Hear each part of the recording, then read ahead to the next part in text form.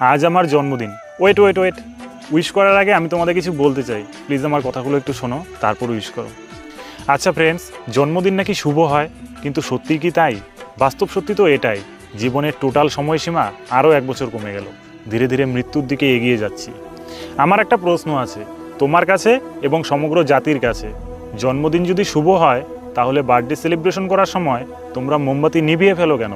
বাতি নেভানোটা তো কোনো শুভ ইঙ্গিত নয়। জন্মদিনে শুধু মোমবাতি জ্বালানো উচিত, নেভানো নয়। আর যদি নিভিয়েই ফেলো, তাহলে আমি বলবো জন্মদিন শুভ নয়। কারণ একটা করে জন্মদিন সেলিব্রেশন করা মানে জীবনের দৈর্ঘ্য আরও 1 বছর কমে গেল। তবুও আজ আমি খুশি, কারণ আজকের দিনেই আমি প্রথম পৃথিবীর আলো দেখেছিলাম। জীবনটা অনেক সুন্দর যদি সুন্দর করে দেখা যায়। তবে একথাও ঠিক, বিচিত্র এই জীবনে বৈচিত্র্যময় হয়ে ওঠাটাও অনেক কঠিন। যারা হয়ে উঠতে পারে তাদেরকেই মানুষ সারা জীবন মনে রাখে। আমার কথা তো কাল সকলেই ভুলে যাবে, তাতে আমার কোনো আফসোস নেই, নেই কোনো অভিযোগও। যদি আমি কোনো ভুল করে থাকি, তাহলে আমি সবার কাছে ক্ষমা প্রার্থী। 2023 সালটা ছিল আমার জীবনের সবথেকে খারাপ বছর। যাই হোক, নতুন বছর নতুনভাবে শুরু করতে চাই, যদি তোমরা পাশে থাকো। কি থাকবে তো? কথা দাও।